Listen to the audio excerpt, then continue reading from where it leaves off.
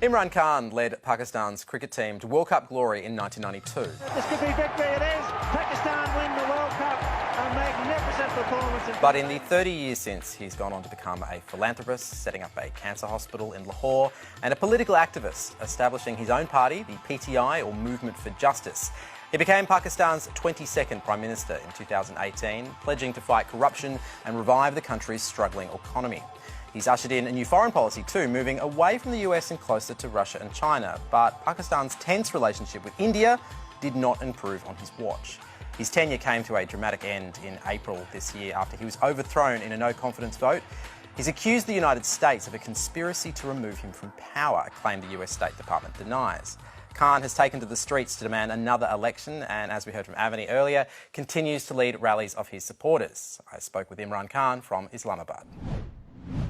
Imran Khan, welcome to the program. Thanks for joining us. My pleasure, Marc. Right now, Pakistan is in the midst of an economic crisis. There's huge increases in the cost of living, there's inflation, power costs, currency problems. That's a lot of change, a lot of disruption. Do you think the current government is equipped to handle this crisis? Well, you know, Marc, knowing the aftermath of the coronavirus, it disrupted all supplies, and there was this commodity super cycle. Prices went up, inflation went up all over the world. So my government had very delicately balanced all this, and we managed to keep the prices down, and the sentiment was good because our industrial growth and our agricultural growth was going very well. So when this regime change took place, the market lost confidence. So what we are watching right now is a meltdown. Our currency has lost almost 10% of its value. Stock exchange has crashed. Prices have gone through the roof. Inflation is now about 30%. So the country is facing challenges right now. You've led several protests over the past few weeks. What exactly are you trying to achieve? Are you not concerned that the protests will add to a sense of chaos? Well, the chaos was when, Marc, this what we call the US-backed regime change took place in Pakistan. And so my government was replaced by a government, 60% of the cabinet is on bail. These two families have been ruling Pakistan for 30 years. So my government was the first time we replaced this two-party system and we came into power. Now, the parties that were fighting, contesting against each other, both have joined hands and are in government. But they're facing massive corruption cases. And so what has happened is that these people have come into power, rather than having a roadmap to fix the economy, all they're doing is trying to get rid of their corruption cases of billions of rupees. So they are completely incapable of handling it. All we want is, we just want elections. We want free and fair elections, so that let the people of Pakistan decide who should run the country, rather than a US-backed regime change. You have repeatedly claimed the US backed your removal from office. What evidence do you have of that? Well, yes. On 7th of March, the US Under-Secretary of State, Donald Lu, he meets our ambassador in Washington and actually threatens him that unless Imran Khan, is removed through a vote of no confidence, there'll be consequences for Pakistan. And if I'm removed, then all will be forgiven.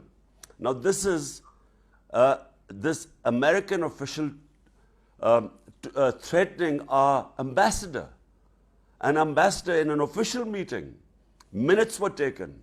He sends this cipher, which I see, this coded message, which I see, and then suddenly our allies and 20 of our members of my party start jump ship. So all we want is an inquiry into this, because we feel there is blatant evidence of regime change. The State Department have denied they push for regime change. If what you're saying is true, why would they have denied it?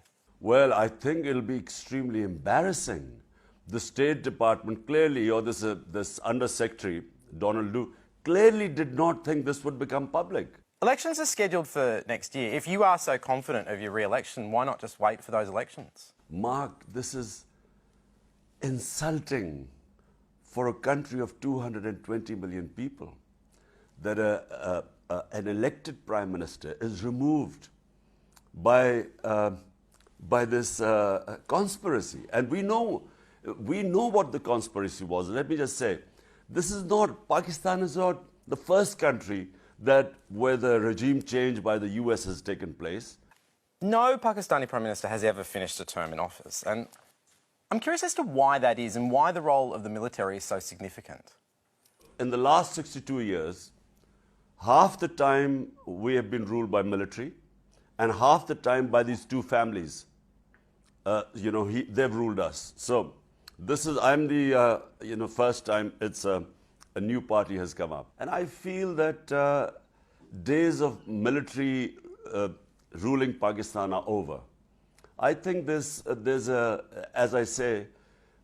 consensus in the country that even a poor democratic government is better than a military government, because what happens is that when the military intervention takes place, we go back to square one. We then again have to start our evolution as a democracy. At the moment, do you have any indication from foreign governments that they would support you returning to power? Mark, I don't want any support from foreign governments to get into power. I want free and fair elections. Let the people of Pakistan decide whoever they think is best to govern the country. Just looking now at the India-Pakistan relationship, a couple of weeks ago we had the Indian High Commissioner to Australia, Manpreet Vora, on the show, and he said that Pakistan sponsored terrorism, and that they won't deal with Pakistan until Pakistan deals with that. I'm curious, do you have a response to that position? Well, this is a standard line by India, because you see, where is the terror? There is only one issue between us, and that is Kashmir. And I find that it's just lack of leadership that we have not been able to resolve this issue. Because the advantages of peace in the subcontinent are enormous. Pakistan on one side has China, one of the biggest, fastest growing economy in the world.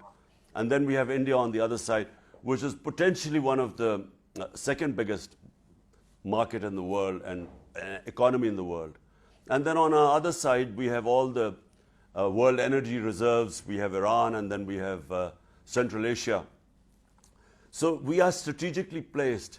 If we had peace with India, India then has access to all the energy corridors. It has access to Central Asia, land access. And on the other hand, Pakistan and India, we have access to each other's markets. So the dividends of peace are enormous. But unfortunately, it is all stuck in Kashmir. We have not been able to resolve this issue in 75 years. And in my opinion, it just takes determined leadership. If two can decide to sit down and resolve the issue, then this whole area will be transformed. And may I say that, the issue of resolving Kashmir lies with the people of Kashmir. There's lots of Pakistani Australians watching tonight.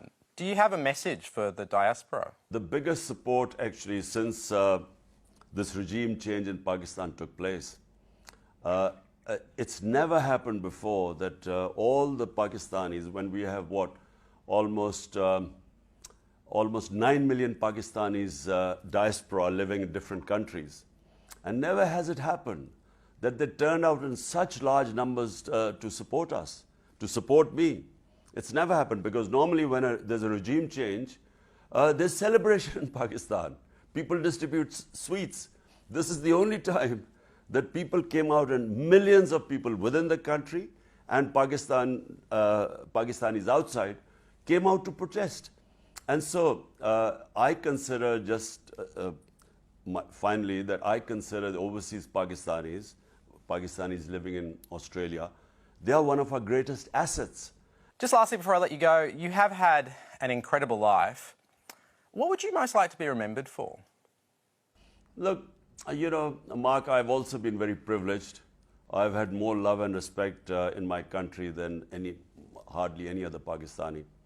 So my contribution to my society would be just that I would, which I started my politics 26 years ago.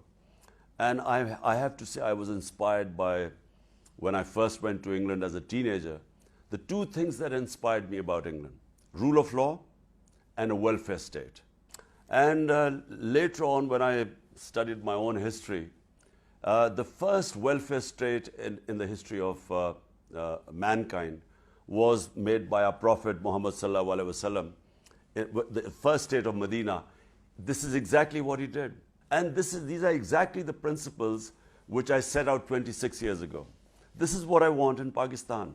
My biggest struggle, right, has been that the ruling elite, these two families that have ruled Pakistan for 30 years, they refuse to come under the rule of law. The prosperous states always have rule of law. And that is the reason why you liberate the potential of a society. So the big difference is rule of law. And that's really my mission. Imran Khan, thank you so much for joining us on India Now. Pleasure, Mark.